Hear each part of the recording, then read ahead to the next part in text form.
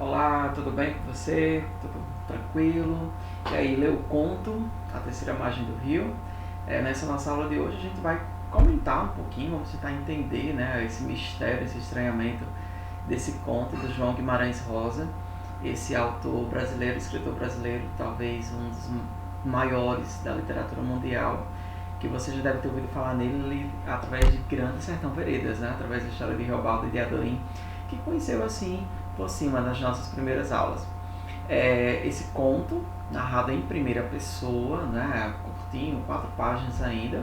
Inclusive, depois de ver essa videoaula, se você não leu o conto, leia. Tenho certeza que você vai gostar muito. É uma história muito diferente, é uma história muito interessante. E a gente agora vai fazer algumas análises, né, alguns comentários acerca desse conto. Vamos lá. Para começar, vamos ver aqui, olha só. Aqui está o conto, como você pode observar, Terceira Margem do Rio, do João Guimarães Rosa, está nesse volume aqui em cima. E aí, eu vou fazendo, não vou fazer a leitura dele todo, lógico, mas aí a gente vai logo vendo aqui alguns pontos e percebendo também. Então, começa assim. Nosso pai era um homem cumpridor, ordeiro, positivo e sido assim desde mocinho e menino, pelo que testemunharam as diversas pessoas sensatas, quando indaguei a informação. Quando ele perguntou se o pai dele realmente era um homem cumpridor, né? Cumpria com as obrigações, se ele era ordeiro, outra palavra diferente, né? Mas dá essa ideia, a pessoa que cumpria as ordens, né? Positivo. Do mesmo que eu me lembro, ele não figurava mais estúrdio, nem mais triste que os outros. Palavra diferente, né? Estúrdio aqui. Mas conhecidos nossos, ele só era quieto. Nossa mãe era quem regia, né? Que mandava na casa. E que ralhava no diário com a gente. Quem era essa gente? Minha irmã, meu irmão e eu. Então a gente tem aqui uma família de 5 pessoas, né? São 3 filhos, o pai e a mãe. Mas se deu que um certo dia nosso pai mandou fazer para si mesmo uma canoa. Então logo aqui na introdução, no primeiro parágrafo, a gente é apresentado a essa família e nesse momento quando acontece um fato um tanto estranho, né? O pai manda fazer mesmo uma canoa. Então vamos ver alguns pontos aqui agora, primeiramente para a gente entender aqui essa história. Olha só. Só um momento.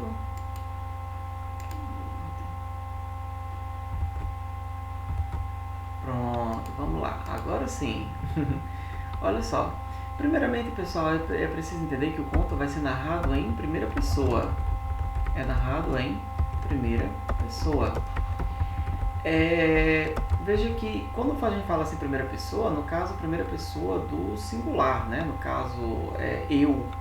Só que no texto, podem observar que ele usa o termo nosso, né? O nosso pai. Nosso pai era homem cumpridor, nosso pai. Então você tem uma pessoa, né? um filho, mas falando, um dos filhos, vamos colocar assim, não é isso? Um dos filhos narrando pelos 3, né?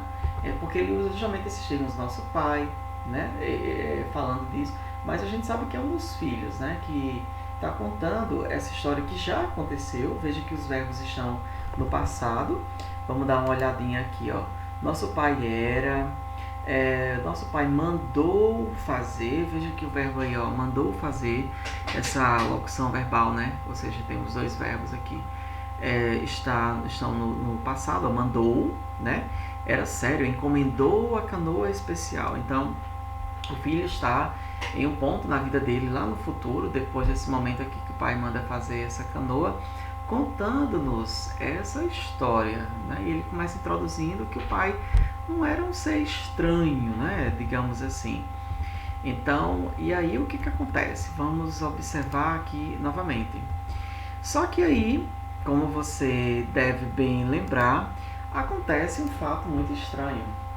O pai então manda construir essa canoa e ele vai embora sem se despedir, né? Todo mundo achando muito estranho.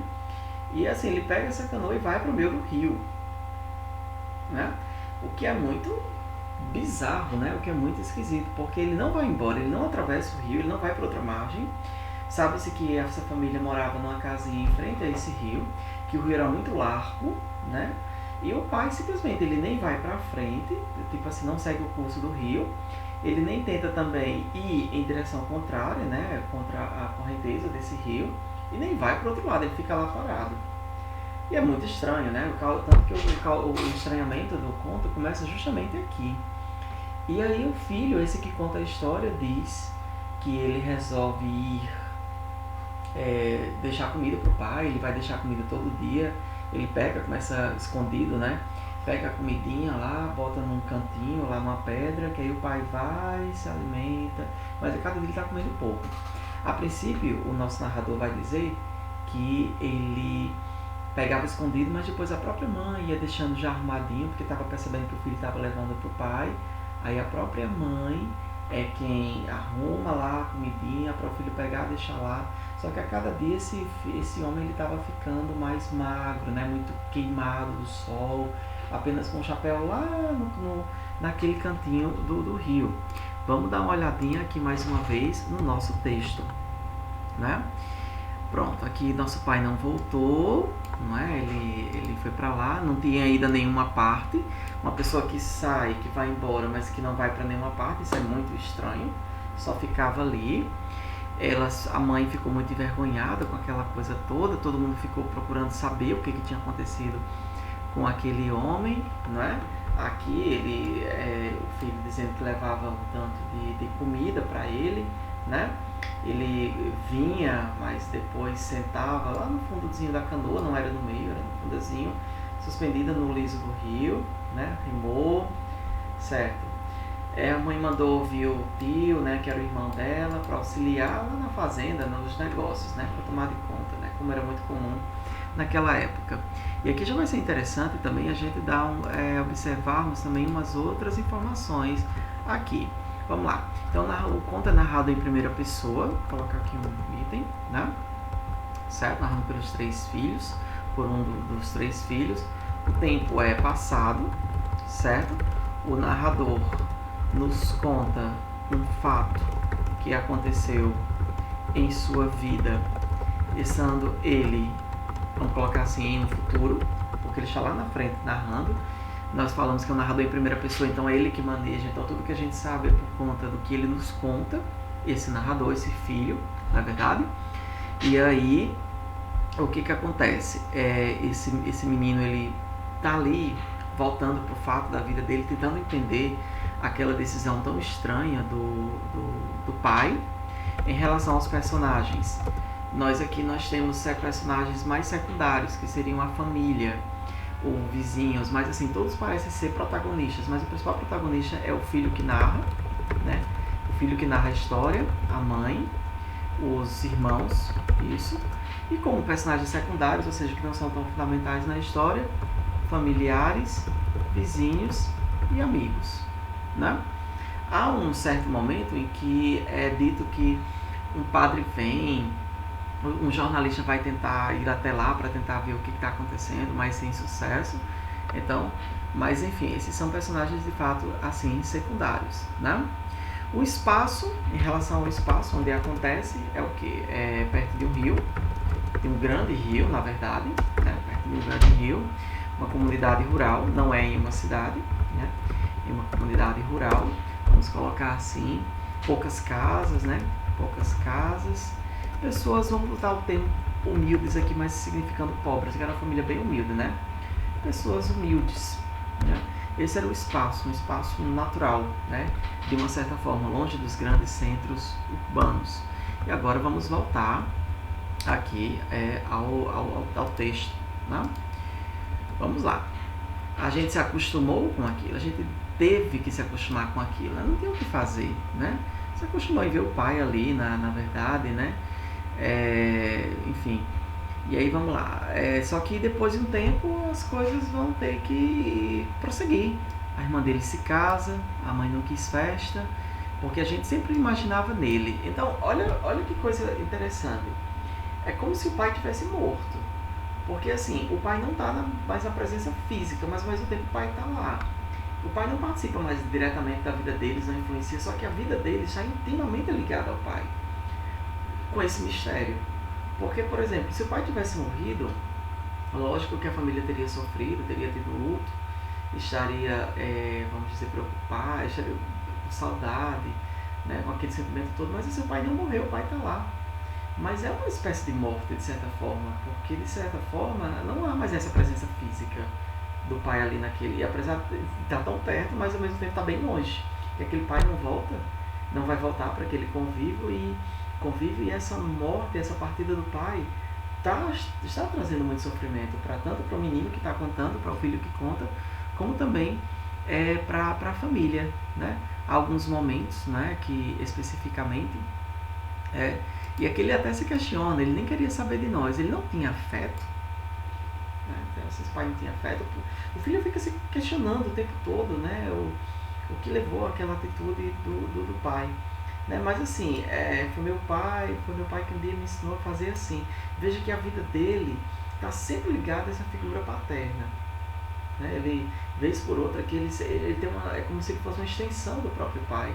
Né? O que não era o certo, exato, mas que era mentira. Né? Minha irmã se mudou com o marido para longe daqui, meu irmão resolveu e se foi também para uma cidade, então ficou só ele e a mãe. Os tempos mudavam, no devagar depressa dos tempos, no devagar depressa. Olha que termo interessante, é como se fosse, porque são palavras contrárias. Uma coisa é devagar e é depressa ao mesmo tempo. Quer dizer que o tempo passa muito rápido, mas ao mesmo tempo esse dia a dia é algo muito lento, né? E minha mãe, nossa mãe terminou indo também, de uma vez, decidi com minha irmã, ela estava envelhecida, ela, a mãe. O filho fica sozinho, eu fiquei aqui de resto. Olha só que termo aqui interessante. E aí, ó, eu nunca podia me casar. Eu permaneci ermo sem dar razão do meu feito. Veja que esse filho, a vida dele é completamente mudada. Ele não consegue prosseguir depois dessa partida, dessa morte, né, desse pai. Lá na frente vai dizer, sou um homem de tristes palavras. De que era que eu tinha tanta culpa? Afinal de contas, é justamente esse sentimento de culpa que está fazendo com que esse menino ele permaneça ali vinculado àquele pai, nos contando essa história, trazendo todas essas questões para nós. Meu pai sempre fazendo ausência, o rio, pondo perpétuo. Olha aí, tem essa representação do rio, né? Muito rico na obra de Guimarães. E ele questiona, sem fazer véspera, sou doido? Não. Ele se questiona e já vem com a resposta. Na nossa casa, a palavra doido não se falava, nunca mais se falou os anos todos. Não se condenava ninguém de doido. Vamos lá. É muito fácil você chegar aí para dizer o pai é um doido. Como se isso colocasse uma pedra no assunto, né? Quando a gente diz assim, fulano é doido. Então, tipo assim, é como se muitas vezes, quando a gente usasse a palavra doido, a gente se eximisse de qualquer dúvida, de qualquer problema, né? A gente não, digamos, trouxesse mais nenhum questionamento, se acostumou com aquilo dali, é doido, acabou, se fazer o quê, né? Não tem muita coisa para fazer, não, é doido, né? Muito triste resumir-se a isso. Ninguém é doido, ou então, todos são. Olha que coisa interessante. O filho respeitando a individualidade, o que para os outros era loucura, aquele homem está daquele jeito, o filho, essa palavra ele percebeu que não adiantava, porque tem um vínculo, né? É o pai, isso é muito forte. Eu estava no meu sentido, eu esperei, ao fim ele apareceu e lá o vulto, ali estava sentado à polpa, eu estava ali de grito, chamei algumas vezes, né? E aqui é mais ou menos o desfecho da história, né? O desfecho da narrativa. Para quem não sabe, desfecho é como conclui-se uma narrativa, uma história, né? No desfecho, o filho chama o pai e o que acontece? E ele vem, né? O filho chama esse pai e ele vem. Vamos ver o que acontece então. E falei o que me urgia, jurado e declarado, eu tive que reforçar a voz. Pai, o Senhor já está velho, já fez o seu tanto. Agora vem, não carece mais, não precisa mais. O Senhor vem e eu, agora mesmo, assim, quando que seja, a ambas vontades, eu tomo o seu lugar. Gente, olha aí. Eu tomo o seu lugar. O filho, olha, eu tomo o seu lugar na canoa. E assim dizendo, meu coração bateu no compasso mais do que certo. O filho decide tomar o lugar do pai na canoa. E ele me escutou. Ficou em pé, manejou o remo da água, proava para cá, concordado, proava, estava a proa, né, da canoa. Eu tremi profundo de repente, porque antes ele tinha levantado o braço e feito um saudade e um gesto, o primeiro depois de tamanhos anos decorridos. Primeira vez que o pai ele gesticula para o filho, né? E eu não podia, por favor, arrepiados os cabelos, eu corri. Eu não podia.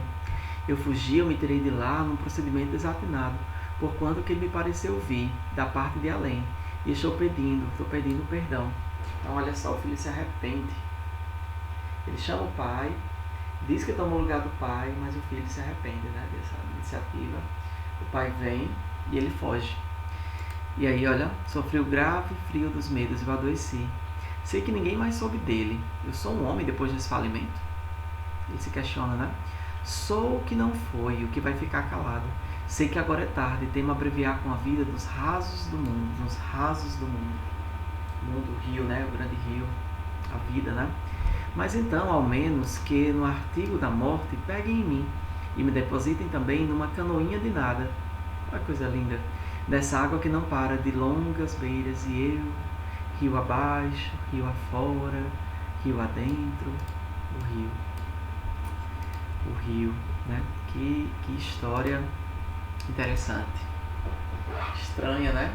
Aparentemente simples. E agora vai ser com você. Eu gostaria de saber o que você entende sobre essa história, o que você compreende sobre essa história, que mistério é esse. E aí o que você vai fazer? Aqui nessa atividade aqui do Google Sala de Aula, você vai colocar um comentário com a sua impressão sobre essa história, a sua interpretação desse fato, né? Desse menino, alguns dos questionamentos até que eu levantei durante a discussão. Aí eu vou corrigir e em seguida você vai comentar, você vai colocar o comentário que vai estar corrigido num outro vídeo de uma professora que eu vou encaminhar junto com essa atividade. Os procedimentos estarão lá no Google Sala de Aula, tudo bem? Então, até logo e não esqueça de cumprir a atividade. Valeu, um abraço.